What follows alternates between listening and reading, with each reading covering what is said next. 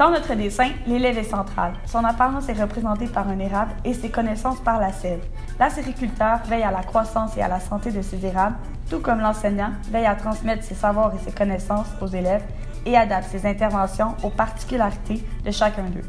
L'élève est entouré par d'autres arbres qui sont reliés par leurs racines, comme les élèves d'une classe sont interreliés entre eux. Les collègues sont représentés par les membres de la famille de l'acériculteur. Pour arriver à une harmonie dans les interventions, ils doivent communiquer de manière à être cohérents. L'agronome vient vérifier périodiquement l'état de santé de chacun des érables afin d'apporter des soins à ceux qui en ont besoin et pour agir de manière proactive. On peut transposer le rôle de l'agronome à celui des spécialistes en milieu scolaire. Certains érables auront besoin de plus d'engrais, comme certains élèves auront besoin de plus d'adaptation. La direction joue le rôle de chef d'orchestre, c'est-à-dire qu'elle s'assure du bon fonctionnement de l'érablière et de l'école. L'élève, avec ses compétences et ses connaissances, amène son grain de sel à la société.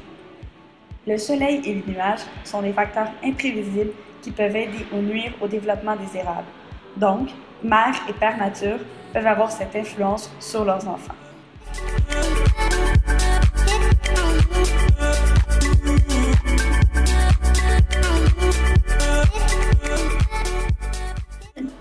Le chien de garde représente le syndicat qui protège l'équipe école.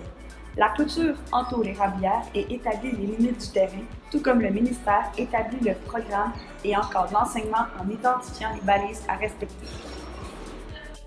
L'accumulation de connaissances ou la sève qui circule dans les tuyaux acéricoles permet à l'élève d'être outillé pour faire face aux obstacles qu'il rencontrera. Étant donné que chaque enfant apprend différemment, le produit final le sera tout autant.